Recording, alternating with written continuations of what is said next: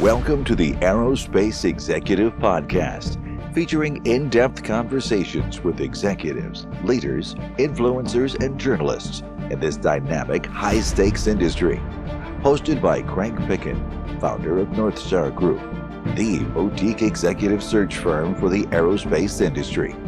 You'll learn how top aerospace executives are developing their people, competing for talent, overcoming challenges, and adjusting to industry trends to drive growth and profits. And now, let's join your host, Picken.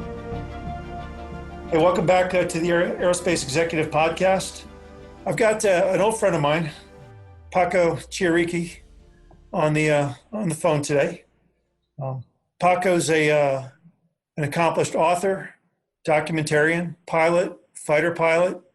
20-some years ago, we served a tour on the USS Ranger together and reconnected recently. His recent book is a great novel called Lions of the Sky. A documentary that goes back a few years ago is Speed and Angels, and it's fascinating. So, Paco, thanks for being here. Craig, thanks for having me. It's great to be here. So, hey, look, it's been a long time since we served together on the Ranger, and you went along a lot farther in your career than I did. You transitioned out of A6s and went to F14s, and then even took it further from there to become a fighter pilot trainer with the Saints of VSC 13. What did that had to have taught you a lot about just making that transition into the trainer of pilots. That teach you a lot about leadership and dynamics of people and things like that. Where did that? It did. Well, I mean, there's anytime you leave one community or one organization and go into another one, obviously you become very sensitive to the dynamics of leadership within that group and try to insert yourself in an effective way. Going from being an active duty fighter pilot to I went into the reserves to go into VFC 13 and to become a adversary pilot who now is responsible for training both active duty fleet pilots and active duty student pilots was it was a great experience. It was a great responsibility, and I mean, like you mentioned, you have to become very sensitive to now the different roles that you're taking on board and the different style of leadership that are required for the job.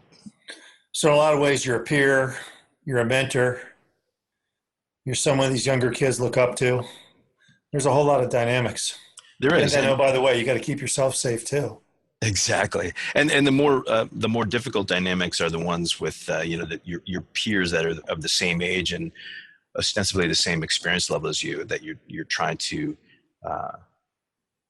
as an adversary, you're putting pressure on their system and you're trying to create cracks in the way that they do business, which for them is, flying a mission. And so you need to be able to explain to them the mistakes that they made without making it confrontational or personal, which I always thought was an interesting challenge.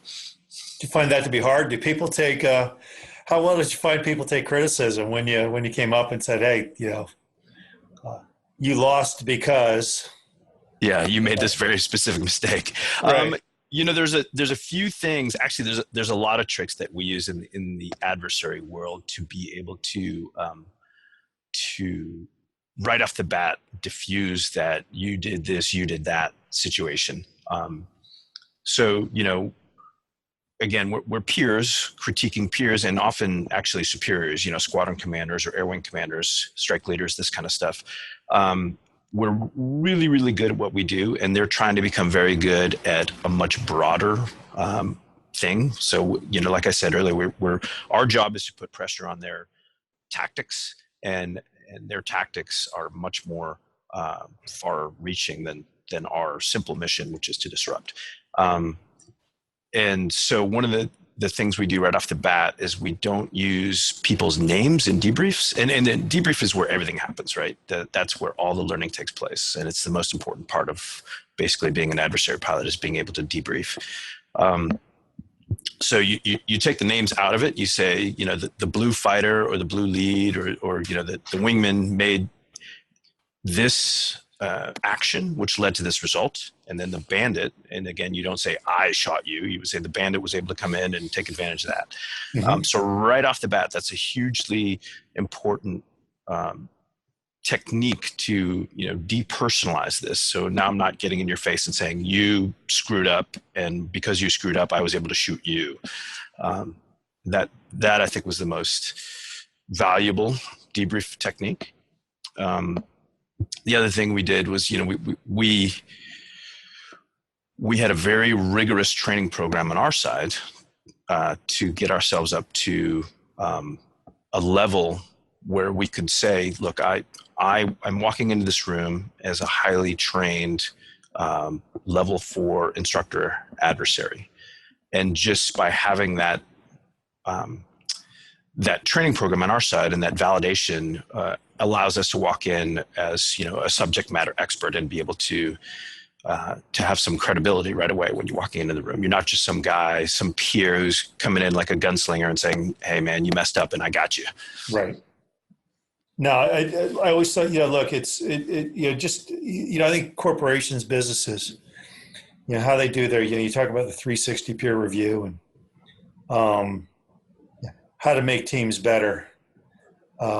If they ever went into a tax trailer, a Miramar or out of Lemoore now, and you really saw how people with big egos teach each other and review each other. A lot of CEOs could learn a lot in building their teams. Absolutely. I think there's huge value in that. And I think you nailed one of the things too, is like everybody in that trailer, everybody in that debrief, it has a huge ego, right? But one of the things that distinguishes that group is that they all have the same goal. There's a common goal. Everybody wants to get better. Yeah, that's cool. Hey, let's switch subject a little bit. So, loved your book, Lions of the Sky. Yeah. On Amazon, or I think I found it. Yeah, I found it on Amazon, but I saw it over at the bookstore too, and loved it. Read through it, went back and read a lot of it again, and I think you did some really cool things in there. One of your main characters, the book is about fighter pilots and Navy squadrons. That's on right. The aggregate, but you did some really cool things. One of your main characters is a couple of female F-18 pilots going through training. That's right. And how they're accepted. And earlier in the book and then later in the book, you talk about how, a lack of acceptance to that regard, to something new really hurt the organization down the road. That's and right. Cause some issues. And I thought, there's a lot of thought put into that storyline. How'd you get there? Well, I mean, you and I both lived through, the introduction of women in naval aviation on the combat side, right? On the deploying side, there had been women flying in the Navy before that, but they hadn't deployed with us on carriers.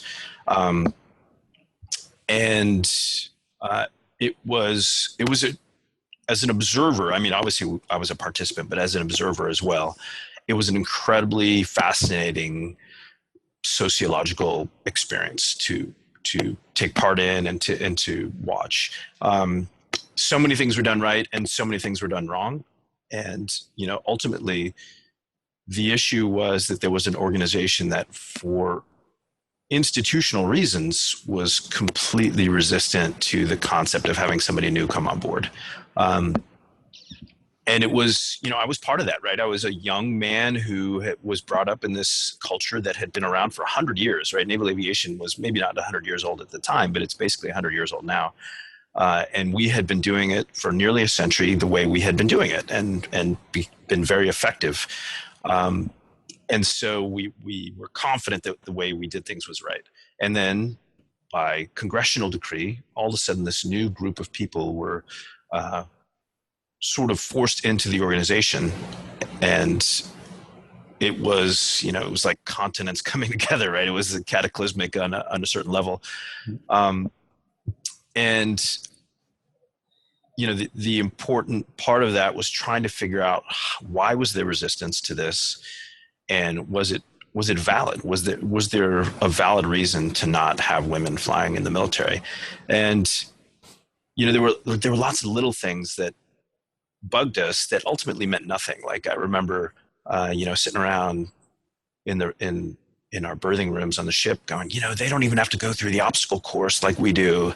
And then I would think about it, months later, and I'm like, I'm not really sure what being able to climb over a 10-foot wall has to do with flying a Super Right. Hornet. You had to sort of reset the parameters of what is necessary to becoming a fighter pilot. I just, having lived through that, and I've got a really strong, intelligent mother who's very successful. My wife's very successful. We hope to raise our daughter in a way that, is similar, that she's a strong, successful, independent woman. It is just a thing that really fascinated me. It's an aspect of the story that fascinated me, and I wanted to explore that. Along the same lines though, too, I was at a conference over the weekend, and, so much, social media has really amped up the conversation. Now you got, the LGBT, Q community, and like 20 years ago, it would have been unheard of to have these conversations now. And a lot of people resist it. And you bring it up and you think about, look, if you ever want a social experiment and see how things are going to work out, I keep saying, go look at the military. Right. First organization to, integrate, African Americans, Exactly. successfully brought on. But I think that's a lot of, leadership and acceptance at the junior ranks level too. It's like, hey, look, we're going to do this. We're going to make it right. Change is strange, but you get on board. Right. Yeah. And I mean, to your point, that the military is, it's a great laboratory for that, because you can tell the military what to do. You could say, you're going to have women flying in the cockpit, figure it out. Right. And you've got some really great leaders who are going to, they may or may not make all the right decisions, but ultimately they've got their eye on the prize, and they're going to figure out how to make it work. And then on the other end, you've got this new wave. Every year you've got hundreds, if not thousands, of new young people coming into the military, into the organization. And culturally they are vastly different than the dudes and, the superiors that are 30 years their elders. And to them, it's not a big issue to have a woman in the cockpit or to have a LGBT in the ready room. It's not a big deal for them. They grew up with that. Yep. It's I mean, look, the world changes. You and I used to show up at Miramar on Wednesday night, and it was a crazy atmosphere. I don't think you see it anymore. I'm not sure. No. Only in my book. I think the 100 airplanes arriving at 5 for the 7:00 beer fest has long gone, and who knows? That may be a good thing too. It's just things change and accept the change, and I think that's something though on the business side of the house, as companies grow their leaders. It's accept everything, accept everyone for what they are. Judge it on competency, exactly, and the ability to perform versus the social norms that you think may or may not be maybe true. So right, exactly. Like it doesn't really matter if you can make it over that wall. It matters if you can fly your fighter into combat. And lead people effectively. And lead people. And be a team player and do your job well. And that's what I could never figure out what the 10-foot wall argument was about either. But it was there. So. It was there. It was the way we did it, right? It was that old thing that always drags down progress. It's like, that's the way we've always done it, right? You hear that all the time. Yep, absolutely. So you're with Delta now, flying 737s. I am. I'm going to switch the subject one more time on you. And I've worked with a lot of training companies. Kind of see how the environment is changing as tech comes in play. Obviously, the Boeing incident recently. Yeah. Is the world coming out of the Navy? You and I were always taught. You knew your airplane cold. Mm-hmm. You knew every system. You knew every button. You knew everything about it before you ever got into it. and it was always a learning experience. Are we training airline pilots worldwide to be systems managers, or are they really understanding how the airplane works? Well, I mean, so I can only really speak anecdotally to the global training. It's a very complicated answer, I think, Craig, to what you just asked, and it comes down to environment and culture and the availability of resources. So in the United States, people become pilots because they love to fly. And it usually starts with some kid who goes to the airport when he's a teenager and he's washing planes or fueling planes, and he gets a couple Cessna rides and he gets bitten by the bug, and fast forward 20 years and now he's an airline pilot. So he's got this amazing depth of knowledge both in the industry and a passion for flying, and he knows how to fly a plane because he flew a cruddy little old Cessna for years on end before moving up to something that's got all the technological marvels. In other countries, they don't have that, right? There's not hundreds and hundreds of airports with tons of planes and people going flying on the weekend. But they still have vast distances that they need to take people from. And there's a growing demand, right? In Asia and a certain degree in Africa, there's a huge growing demand for aviation. And so how do you solve that problem where you don't have that baseline of experience of all these young people who just love to fly and end up being airline pilots? In other places in the world, you have people that look at aviation as a great job, and it is a great job, but they come to it from a completely different standpoint, and there's a massive demand for pilots, but there's not an infrastructure to bring those pilots up into the pipeline. So what happens is they have these academies where they'll take people right out of high school or college, train them up to the minimum standard, which is about 200 hours. So they'll put them in those Cessnas, but it's highly regulated, very much like the way we learn to fly in the military, where you just, every day you're going out and accomplishing a couple different things. And then as soon as they get 200 hours, they get certified and they're in the right seat of a 737 or an Airbus, 320, and they're flying with a captain who has many thousands of hours. But again, it's all airline hours, which is a much different type of flying than you do when you're learning how to fly, smaller airplanes.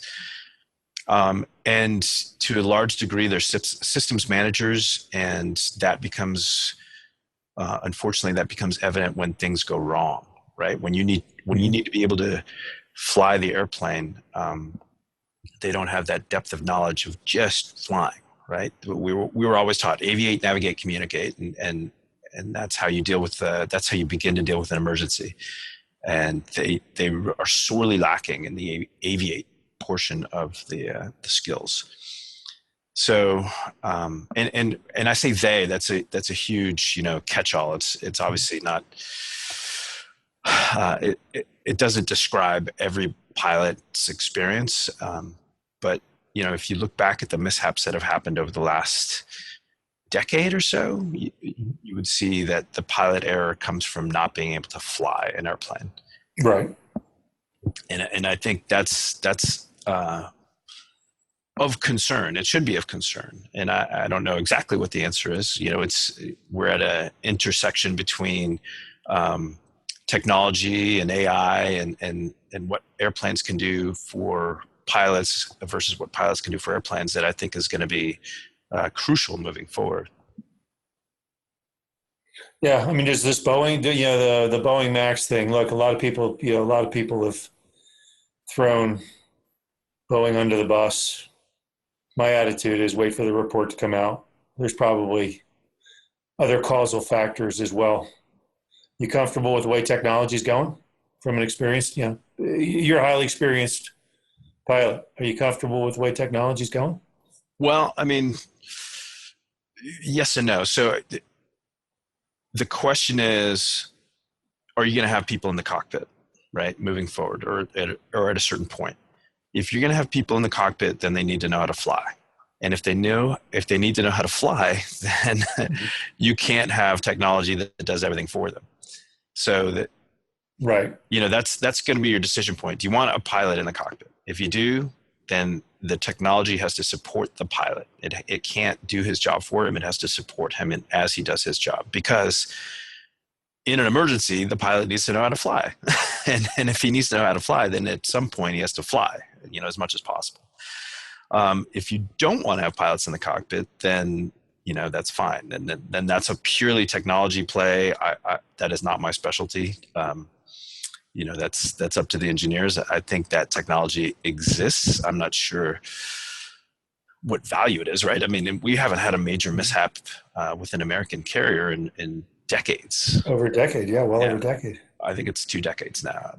But so it's not going to be safety, right? It's going to be cost. So who's going to be comfortable with that? The computer flying the plane without any pilots, it's not going to make it any safer than it is with properly trained pilots. So that's a interesting thought. But no, I like your thought. Yeah, hey, look, you got 2 ways to go. Either you make it autonomous, or you make it, if it's not going to be autonomous, you make a system that supports the pilot. Right. I'm more of the latter genre, quite frankly. Yeah, well, obviously I am too. Yeah, no. I mean, hey, look, I think that, I think it needs to be there. That man presence needs to be there. Something needs to be the adult supervision. And yeah, it's not going to be a computer and AI. No, but it's going to be difficult. I think at some point somebody is going to create a fully autonomous airplane and offer it to, a airline in Southeast Asia or China or Africa and say, hey, look, you can get people from A to B for $30. Mm-hmm. And you'll never have to pay pensions, or there's no training costs, no lodging. You don't have to get people from their hotel back to the airport.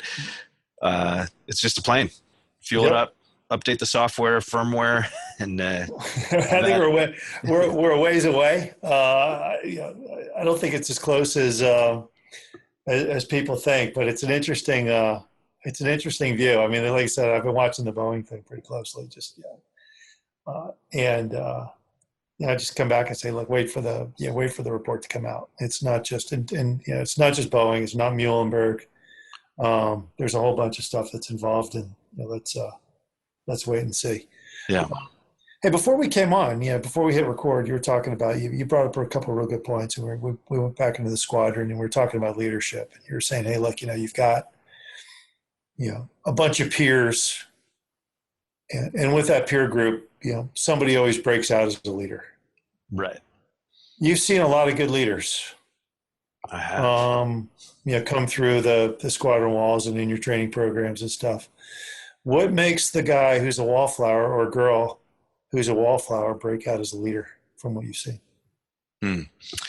That's a great question. And when it comes to peer leadership, I think another issue is there's always like situational leaders, right? So you'll have a certain objective that needs to be met, and somebody will fit that situation better than others and be able to take that role on and move people in that direction in sort of a unified manner.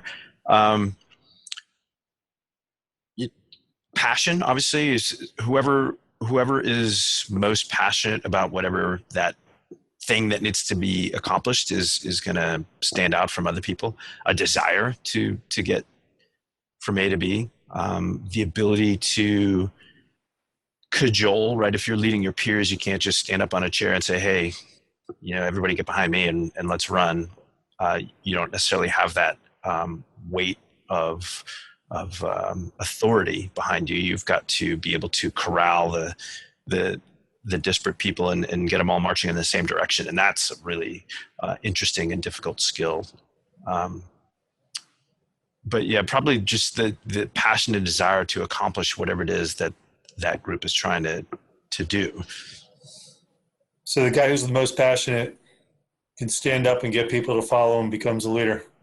Well, I don't know if it's stand up, right? I mean, because you and I were in these ready room environments where everybody was very cynical and there's a lot of inertia and